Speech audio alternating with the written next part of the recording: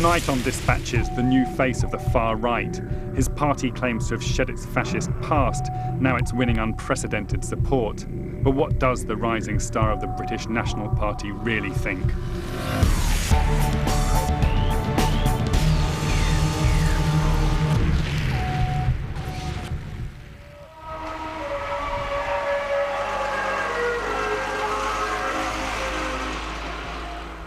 April 2002. One of my first encounters with Mark Collett, leader of the Young British National Party. Over the next 6 months, I would get to know him intimately. Don't film me eating. In a party notoriously wary of the media, Mark has agreed to let me follow him. Which ward is this we're going to? This is Eccles Hill Ward. It's a few days before local elections. As one of the party's best and brightest, Mark's busy helping local branches with their campaigns. Today, he's leading a team of canvassers on the Ravenscliffe estate in Bradford. If anyone says they're not voting to you, though, ask why. If the answer is all political parties are the same and they've let you down, then simply say to them, we're different, and explain the differences that the BNP will give to them and that we actually do care for local people rather than wanting to give all our money to the Asians. A final year student at Leeds University, Mark's tipped as a future BNP leader. He's educated, telegenic, articulate.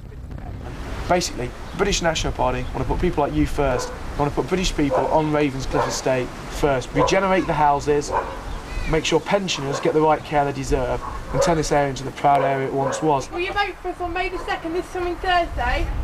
You will? Nice one. Thank you very much. The BNP has ditched the street-fighting tactics of the old far right, turning to conventional politics to promote its message, putting whites first. Another yes? I think we can rely on your vote on Thursday. It's fantastic as well. We are the voice of the white population in areas all over the country, just like this. And as you heard time and time again tonight, people are like, you're the first political party that's come here and spoke to us and cared for us. All the others have gone to the Muslim areas and asked them what they think, but no one comes up here and speaks to us. Is that right? Brilliant. Thanks a lot, mate. Thank you. Nice meeting you. Who hasn't got the railing? One of the most positive responses Mark got was from Jeff Grice. Mad. It is the amount of houses that are around here that are empty, and the amount of people that's homeless. There's English people that are homeless, living on the streets, and with homes like that, and they're giving £70 million away to people that don't come from this country. Ridiculous. That annoys me. Right. It does annoy me. Do you think we'll be able to rely on your vote? Yeah. All right. All right. Thank you very much. Yes. Thanks. Nice meeting you. Thank you. Bye. Thanks a lot. See you on May the 2nd. Thanks.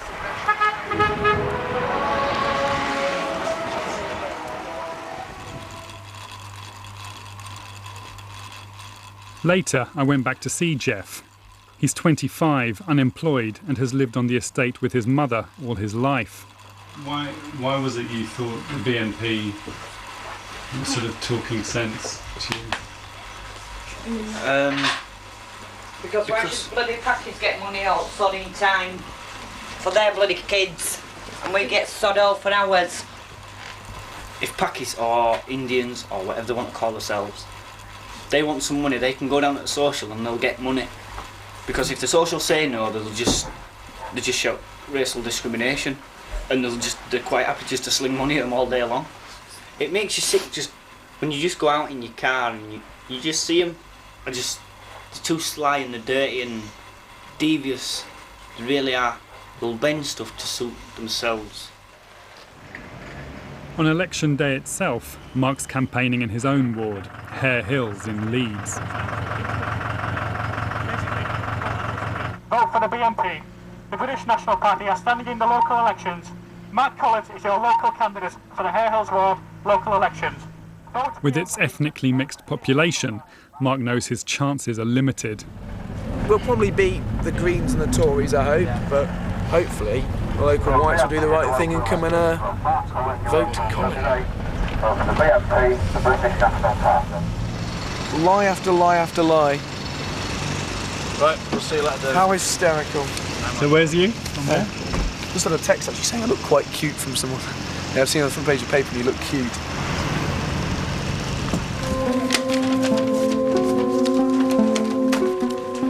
At 10 o'clock, Mark arrived at Leeds Town Hall for his count. The party had 68 candidates standing across England. And that night, the BNP took its most significant step toward power ever. Over in Burnley, 3 council seats were won by this party, whose ultimate aim is an all-white Britain. Declaration of the result of the election for the Hare Hills Ward. For Javed Akhtar, Liberal Democrats, 2,184. For Mark Adrian Collett, British National Party, 209. Mark didn't come close to winning his seat. We easily beat the Tories. But he was putting a politician's spin on the result. I couldn't be happier.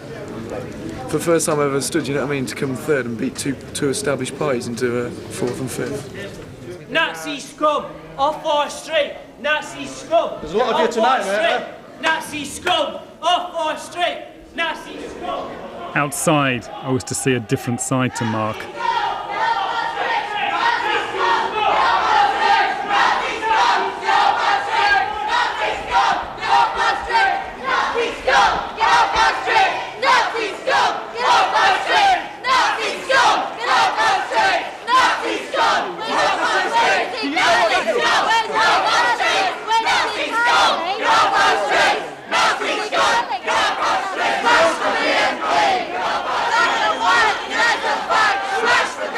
Martin, who provides security, wants a quick getaway. Where's the van? It's on its way, mate. But Mark's enjoying his moment.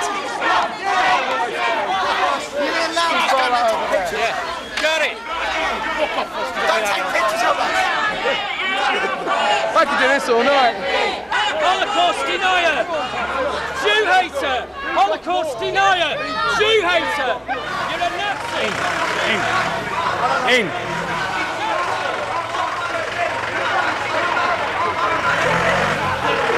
Come on, take him. Come on, get him, mate.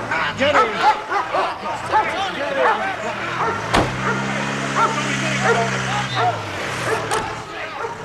Your orders are to retreat. Throughout his election campaign, I'd been getting to know Mark, the young politician. But what I'd seen on the steps of the town hall made me wonder who he really was. A lot of people, I think, would be quite disturbed at being the target of so much hatred. Why, do you think I enjoy it? I don't know, there seemed to be,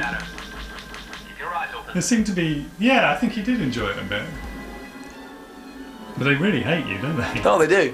But as you saw, you know, they are quite strange people, you know, so I'm not too really bothered.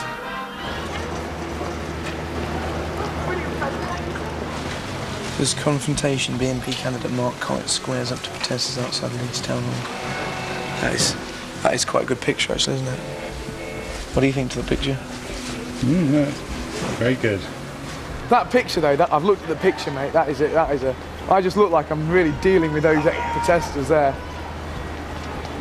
It looks so good. Mark appeared to think a lot about looking good.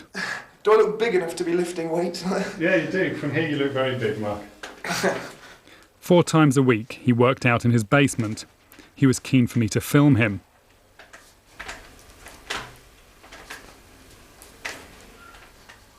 By now, Mark had begun to talk more intimately to me.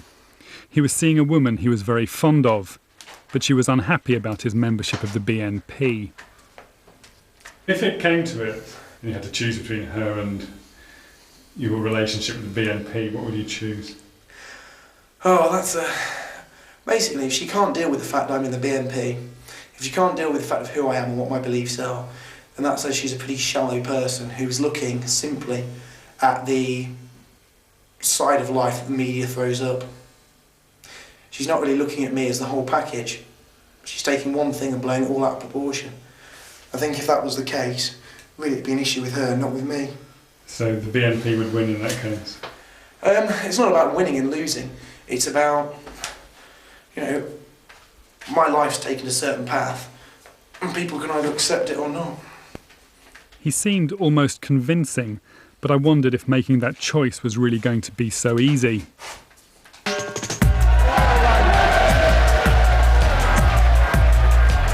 Early summer, the World Cup was at its height. We went to a local pub to watch England play Denmark. Mark wanted to be seen as an ordinary bloke, watching the footy and having a beer. He may have felt at home among the painted faces and patriotic chants. But no one here supports the BNP. Except for Mark and a handful of his mates.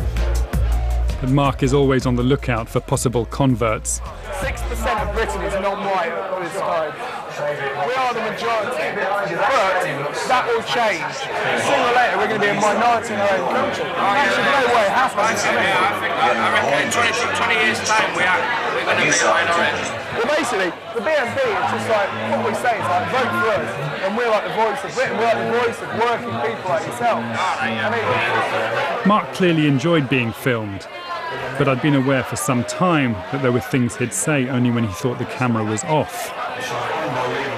As the match went on, he began to confide in me. This time, I decided to leave the camera running. We're like grains of sand on a beach, yeah. Your soul is like a grain of sand, yeah. And there's certain grains of sand that aren't grains, they're rocks. I mean, look at that, starring, whatever. You'll never get swept away. And their souls are only kept alive by one thing, and that's other souls remembering them, other souls worshipping them. Hitler's still alive, right? So's Stalin, so's Churchill. Hitler will live on forever. I mean, maybe I will. Mark's comments in the pub raised more questions about his true beliefs. Such a mess. Such a mess. So when I went to see him a week later, I arrived with the camera rolling. I've not had a chance to clean up. Almost immediately, Mark began to talk candidly. His views were so distorted, I wasn't sure how to react. Say that though, black men are, what is it? It's like 60 times more likely to have AIDS than a white man. Really? Their genes, by nature, are more sort of promiscuous. I mean, I remember at the time when AIDS first came out, my dad said it. He said at the time they should just have got the first couple of weeks with AIDS, drag them off for a bullet in the head and just forgotten about it. But at the time it was like, oh no, you got to treat them as human beings. Blacks, drug users and gays all have it. So really, I've got no problem with AIDS. But I would call it a friendly disease. Back on camera, things were very different. You getting the music? Yeah, what music is that? This is a band called Shutdown.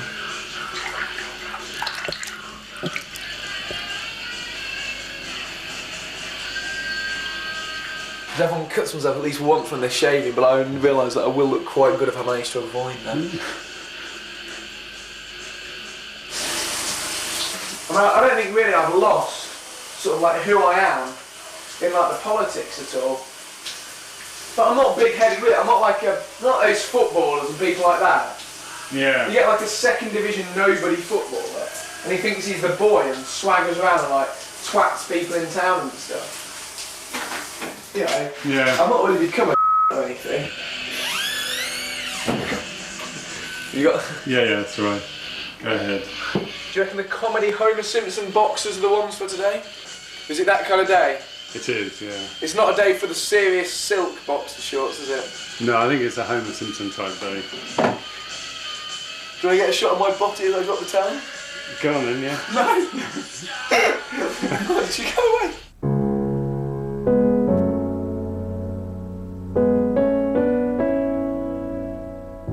I was getting a sense of Mark's private theories on race. But I wondered, if pushed on camera, how explicit he would be. Well, white people across the ages, for 40,000 years, different races lived in virtual isolation around the planet. In those 40,000 years, some races went on, well, the white race went on to create civilization, beauty, poetry, music, paintings, all of such wondrous artistic merit. I'm not sure quite how you would break up the definition of white race. Well, basically, it's like this.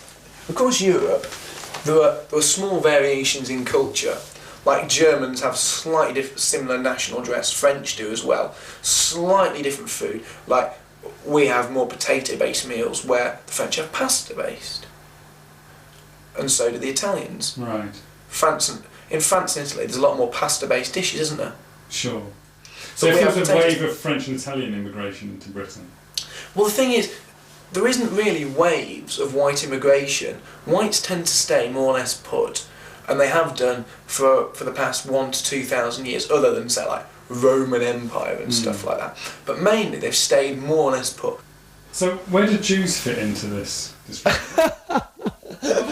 Oh, wow, whacking the usual questions, get the Jews in there. No, but I mean, I genuinely intended not to ask it because I know you get asked it all the time. But this is a boring question. Do I really have to answer this? You do, because they tend...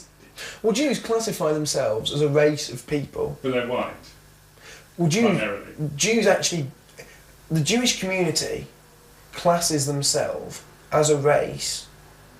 Jews are slightly darker skin tone than whites, slightly sort of... They range sort of slightly lighter than Arabs, but not usually as white as light skin colour. But there's many different facial definitions. Differences? Differences to define them away from, say, a traditionally Western European look. Right. Okay. And that's recognisable? I think it's highly recognisable for people who are genuinely Jewish of racial descent. Yes. People like me. I'm Jewish by racial descent, but Mark hadn't realised.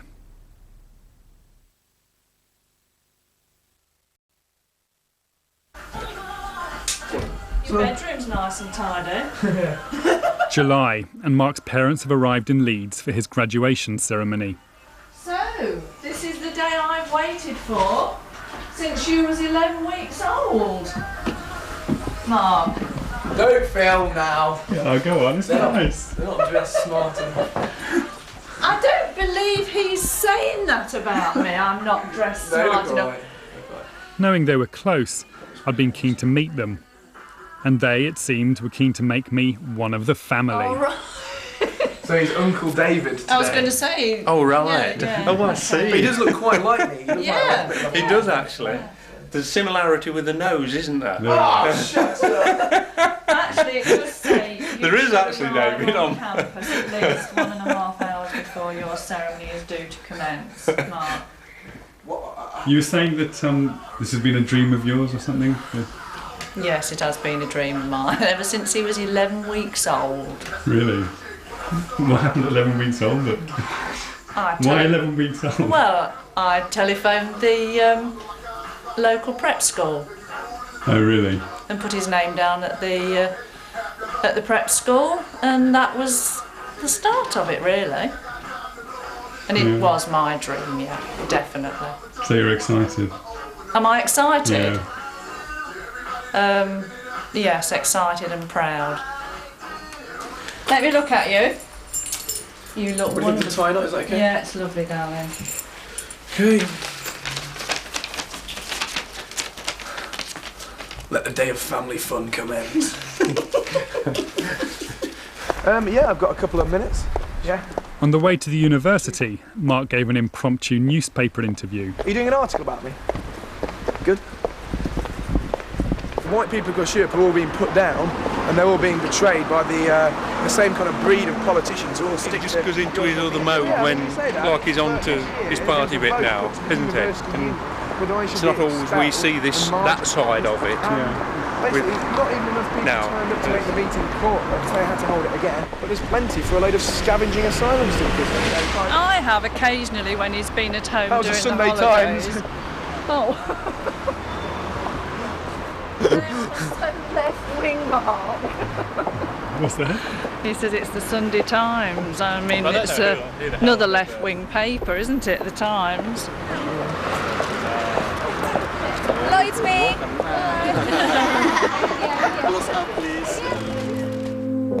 After collecting his 2-2 in business economics, Mark joined his peers for a class photo. He'd achieved notoriety on campus after surviving a campaign to expel him. But watching him on his last day, it seemed that he'd won few friends here. Not all parents see their dreams come true in their children, do they? So I just think I'm so lucky. But I think there are a lot of parents, that agree with you that it would be a dream to see their child go to university, but they may feel very uncomfortable about them working for the British National Party. I'm not uncomfortable with it. I sometimes feel worried for Mark. Well, I think the British National Party are misunderstood. They've been painted black all of the time. The majority of things that the BNP talk about, the general public, I meet a lot of people, all say exactly the same thing, but they say it behind closed doors.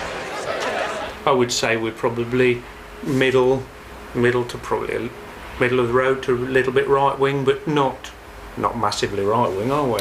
Well, I would say we fall very heavily into the silent majority category. Yes, we do, don't we? That and I is absolutely brassed off with what's going on today, but feel helpless. But keep paying for it all. The British National Party's philosophy is considered by a lot of people to be a racist philosophy. Is considered by a lot of people, yeah. And that's precisely it. Is considered. But can anybody give us any conclusive evidence that there's racist overtones there, or that there's any racist agenda there? Well, I mean, their stated aim is that they'd like an all-white society. Come on, you buggers, don't let me down now. Okay, that's fine. Mark walked away from student life and straight into the arms of the party. Within weeks, he was on the payroll, working for the BNP full-time. Organisation is key, David. As well as running the youth wing, Mark's on the BNP's advisory council, deciding party policy. He's also producing local leaflets and organising the Bradford operation. If people want the BNP pens, get them now while you still can. Have a nice day. But Mark's new relationship with the party has come at a price.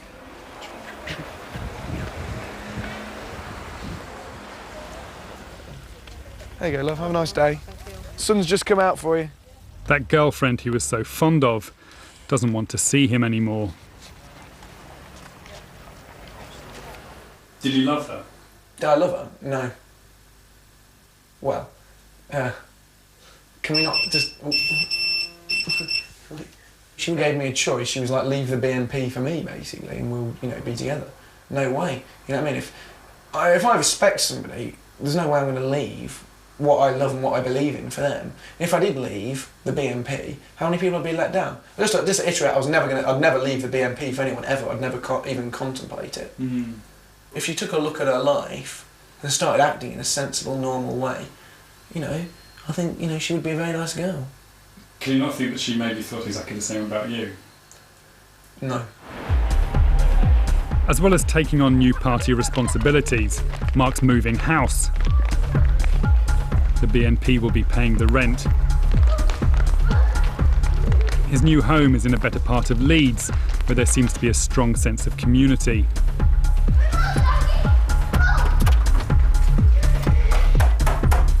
Feel that? There's absolutely no way you can sledgehammer that door. I'm seeing big widescreen TV there. This room, study. The double bed in the top room is really nice. Yeah, because that's what's going to be my love nest. Original Star Wars trilogy around there. What do you reckon? Oh, gross! It's got mould in the fridge.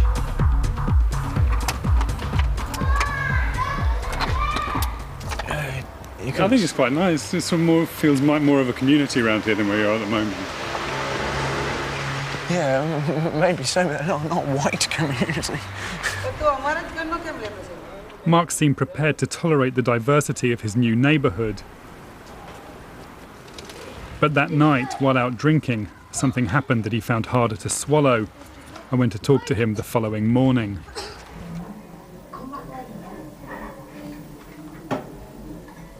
There were a couple of things that upset you last night, weren't there? Well, there were those two girls that we were talking to. Oh, it's just you see a nice fit blonde bird getting off with a big black guy, you think, you stupid little white slut. That's what I think. It's like a fad, they think it's cool. To them it's an accessory, like a Gucci bag. I just think, you know, you brain dead white slag. But don't you think she just found him attractive? The particular one we're talking about was a particularly repugnant black, I thought. No, you know, you see, no, I failed to see what anyone could find attractive about him. I really do, it bemuses me. It really does bemuse me. Oh God, I could do with a couple of extra hours in bed this morning. After a manly bonding session, some drinks, the Channel 4 news team move on. That was my newscaster voice. That was very good. Do some of your other impressions then. I do my Alan Partridge, that's my... I have to think of a great Partridge. I like the one where he's walking down the street singing Goldfinger, that's my good. Goldfinger. I'm not going to do it. Go on. I don't do any of my Partridges. Goldfinger. He's the man with the mightiest, a spider's touch. Mark and I shared an affection for Steve Coogan. But later in the drive, he began discussing another of his heroes. I'd love to meet Johnny Adair, though. I'd really like to meet him. Johnny Adair, otherwise known as Mad Dog, is Belfast's leading loyalist paramilitary, convicted for directing terrorism. Why not? Mark saw parallels between Northern Ireland and Northern England. Do you really think bits of Oldham and Bradford could become like that? Yeah, definitely. I just think there will be. I think there's going to be a lot of bloodshed, to be honest. It's going to be a big mess. Asian gangs are attacking white lads and driving them out, but it's only so much will the white community take. And with the economic slump coming as well, when it all hits, there will be militant gangs of lads formed around people like me, and then I will eventually become, in essence, not a Johnny Adair or Billy Wright maybe, but I will become leaders that people will cluster around in those areas, and people will, you know, fight alongside me. Hiya, Nick. How's it going? Mark's unguarded disclosures were becoming more frequent, and in the days to come, they would become even more extreme.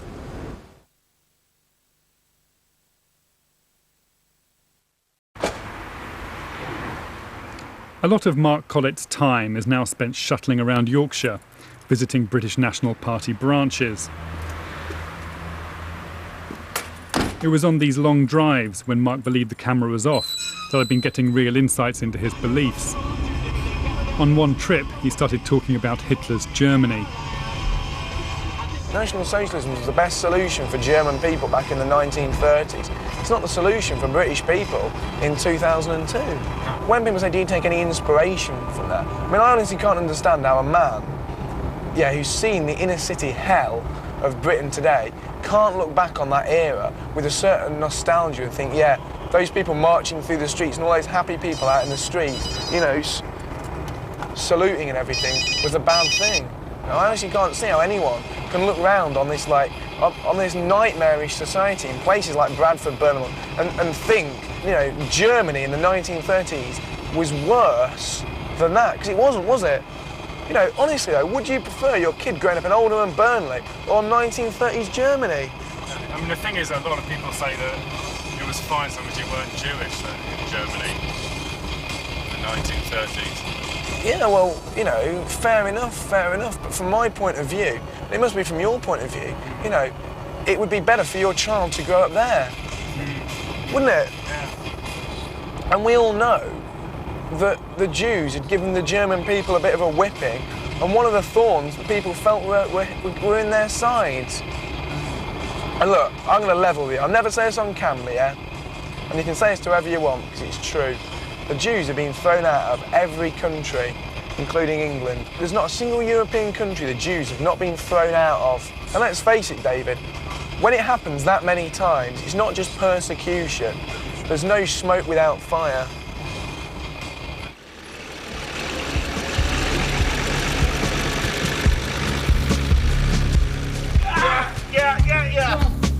August, and Mark has joined in the preparations for the party's biggest annual get-together, the Red, White and Blue Festival, being held in Lancashire, its new heartland. Can you see that, mate? Yeah. Oiling the Nazi machine. Several hundred of the faithful are expected for this celebration of British culture. When I was told I was going to work for a political party, I didn't expect making urinals to be on the job list.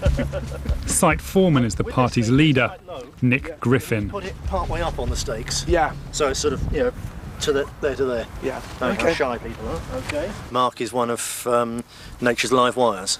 He throws out more ideas than we can cope with at any one time. Yeah, can you stop chucking the stakes in the shit? Sorry. Any movement which has got conviction in the cause attracts people who are like-minded. He's got the potential to be one of the very, very top. In sort of the future, what do you see his contribution to the party developing into? I don't know. I suppose sometime down the line in 10 or 15 years' time, with luck, I can retire and he can take over. Some people are sort of like a comet that does a huge amount and is very visible for a year or so. Other people are still here in 20 years' time. I have a hunch that Mark will still be here in 20 years' time.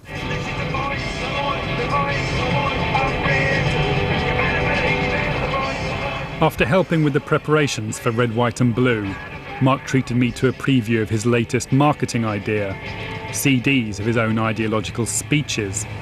His first work is in story form. Hello. Our tale begins. A young man by the name of Tim awoke one morning, and as he watched the morning news... Tim's a student who's told he's sick. He paid a visit to an evil doctor called Goldfinch, who just prescribed mysterious blue pills that made Tim feel worse. Goldfinch's greedy dark eyes stared intently at it, but this was a check from the company that made the blue pills. Finally, Mark's analogy became clear. Today in Britain, and all over the white nations of the world, millions of people are asking, why multiculturalism? Just like Tim asked, why the blue pills? A kid could understand that, couldn't they? I mean, you give that thing to a 12-year-old child and they could draw the conclusion from it. But you can also give it to a seasoned activist or a new activist or an intelligent person and they'd be able to gain something from it too. What a beautiful day. Part rally, part summer camp, Red, White and Blue kicks off in high spirits. You go down like a sack of shit stuff. Mark's brought his new girlfriend, Sue. Where's Sue gone? Sue, have you seen my black t-shirt? He's also brought a job lot of his new CDs, but they're not selling well.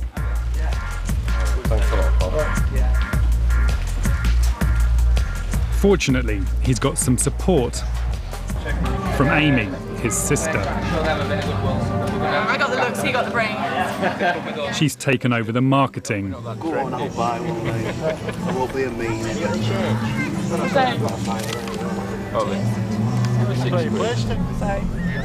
Thanks very much. Yeah, cheers. Watch your backs. Just come right in.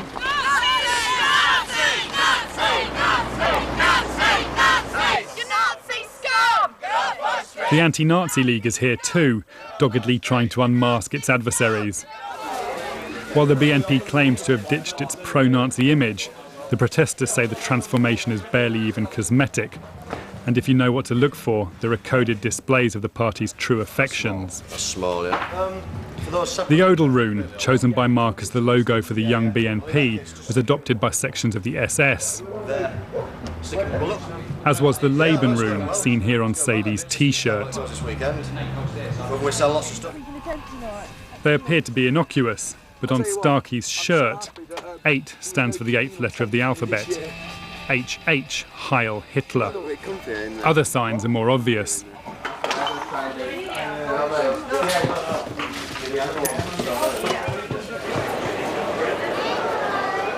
Inside the big top, party members settle down for an afternoon of political speeches. Mark was supposed to be first up, but he's having a last-minute wobble. I can't open a meeting when I haven't even written a speech. No, okay. I've got a sore throat, I'm debating whether to even speak or not. Yeah, well, I'll put you on a bit later then. Oh, I feel sick. On that theme, I'd like to introduce the man who runs the Young BNP, Mark Collett.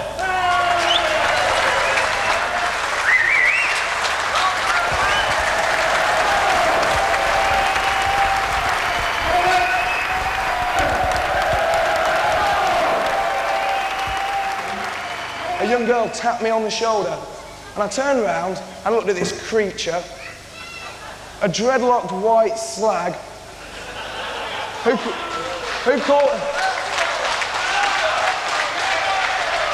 And she said, I was a Nazi and I was motivated by hate. I said, I'm not motivated by hate, I'm motivated by love. Love for my culture, my heritage, and my race. And she said, white people don't have culture. She said, white people don't have a history. We've stolen it all from the non-whites. And she told me she had a non-white boyfriend. And him and his kind, they're enriching this country. And I'll tell you one thing. Over 40,000 years, her boyfriend and his kind have achieved the same level of culture that our ancestors had when we shared this country with the woolly mammoth.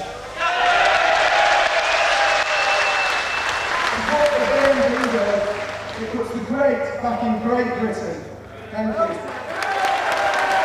It turns out that Mark had little to worry about. The rabid nature of his speech was always going to make it a crowd pleaser. But you've got a bad throat. Good speech, Mark. Cheers, mate. Haven't been any more right with that one. Cheers.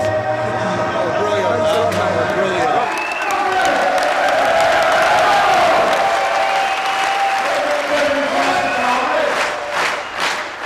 The BNP, Nick Griffin's nationalist army, now believes it's marching towards power, inspired by its electoral success.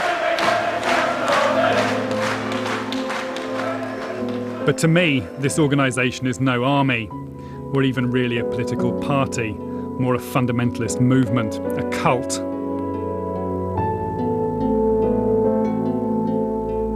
And within it, the followers, isolated from the rest of society, find a real sense of belonging.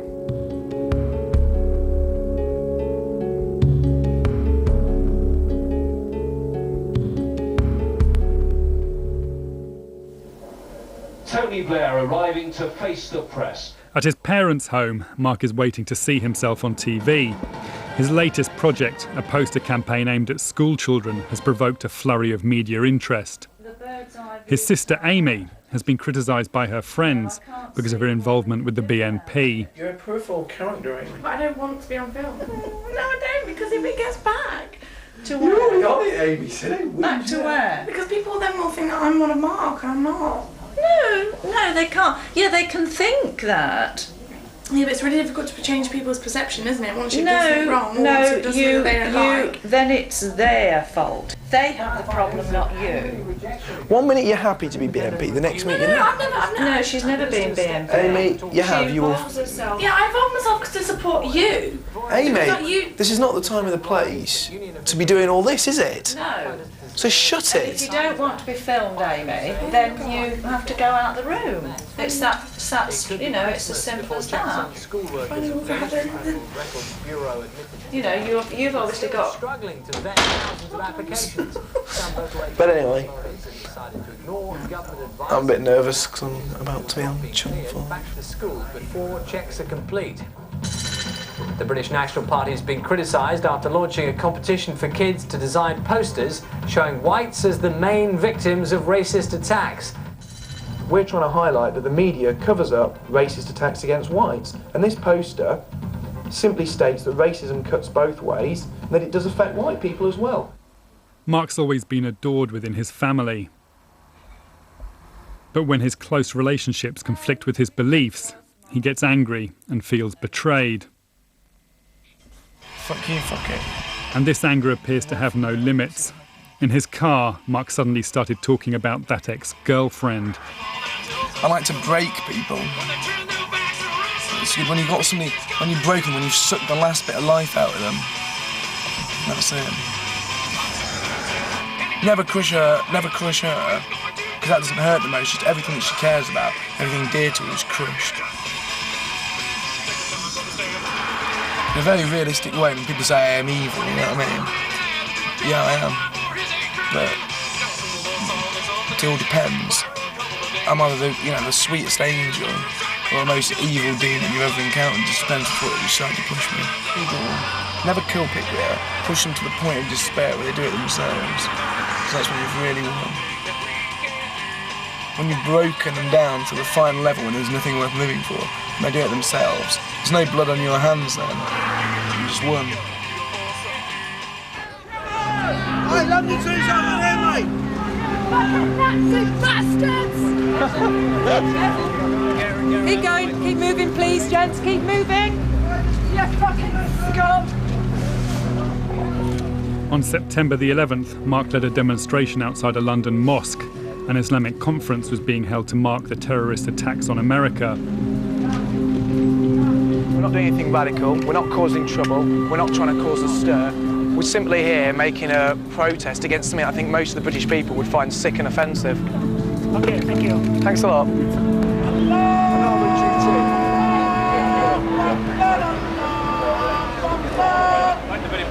We're remembering our dead today and we got to put up with that. Get them out! Fucking brave, aren't they? Wrapped round with their little rags round their head, aren't they? Yeah, fuck off! Go back your own country! Well, we're here to show our opposition against Bush and Blair's war, which is going to cost British soldiers' lives. Members of the National Front, another far-right party, arrived.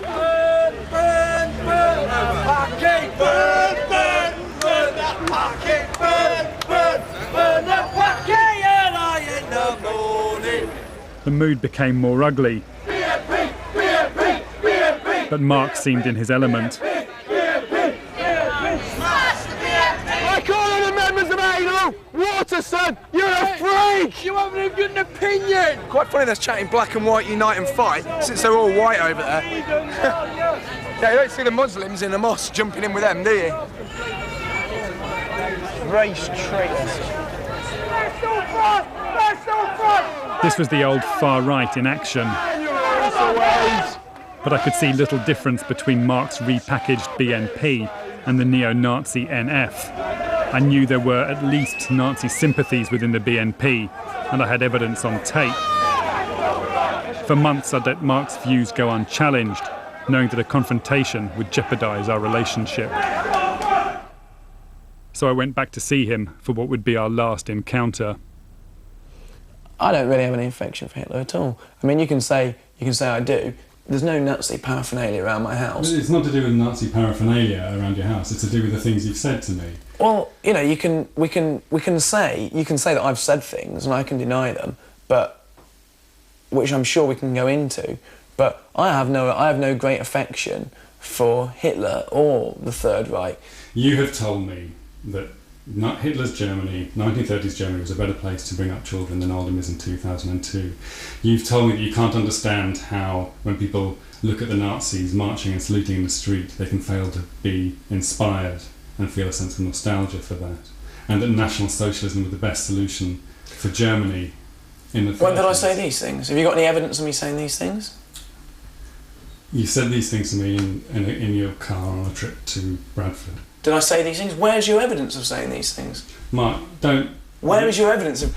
Mark, why do you think I remember these things so well? Well, you can say anyone said things like this, but without evidence, how can we? Okay, if I had evidence of you having said that, would this change the conversation? If you had evidence of me saying that, then obviously I would have said it. Okay, Mark, you said it, and it was all recorded. Really? Yes. Well, can you leave my house, please? I don't know what to say. You've betrayed me. You know what I mean? We were talking personally about things, and I was talking about, you know what I mean? Mark, as a journalist, I have a responsibility to report what I find, and what I found in you was somebody who was a very deep and complex character, but had a real affection for Nazis. Can I answer this in a minute? Can we take this off and answer it in a minute? I've got to David, after all we've done together, can we? After all we've done together, can we stop that playing? No, I can't stop. I'm sorry, I can't stop it filming. I've got a. There's a few other things which I want to talk to you about as well. What, that's been said or done? That's been said and done, yeah. And you recorded everything? I haven't recorded everything, no, but I've recorded quite a lot of things. Can we turn it off? I can't turn it off, no. Can you... just for 5 minutes? No. I just want to say a couple of things to you. Okay, well, let's finish the I'm just going to ring Nick and quit from the party. I'm just going to quit my role in the party. Nick, can you turn that off while I do that?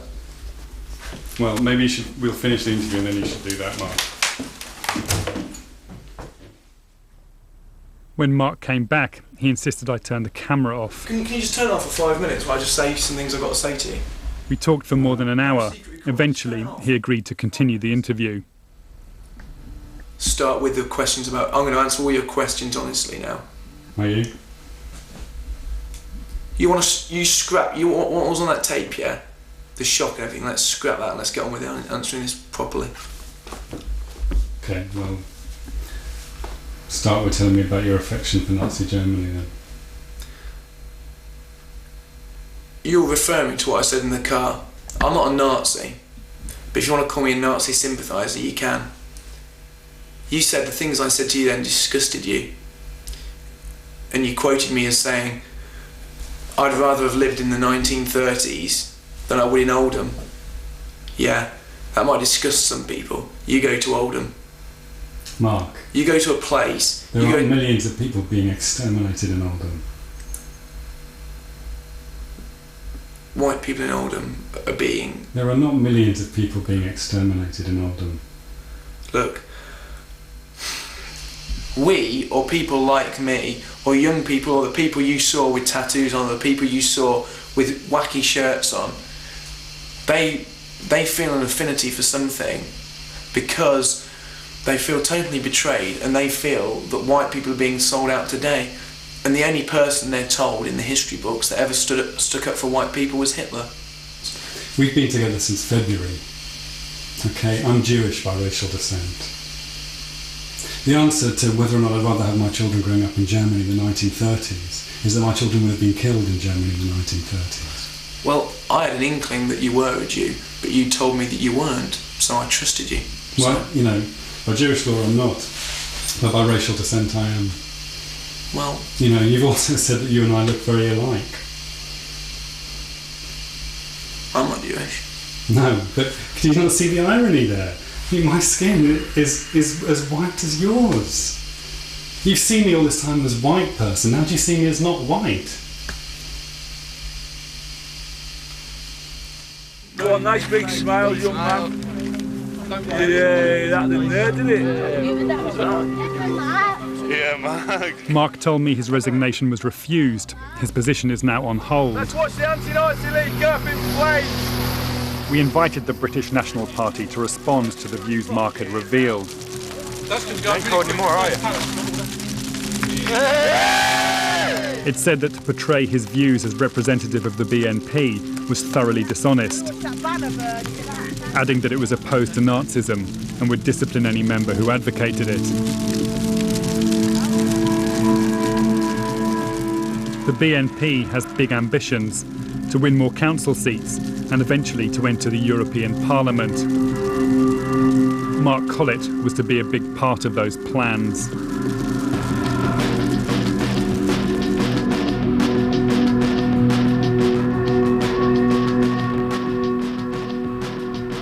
Young, Nazi and proud. Good television or in poor taste? If you'd like to make a comment about this or any other program on any television channel, then log on to channel4.com/thinktv. A more balanced set of political opinions next tonight in Powerhouse.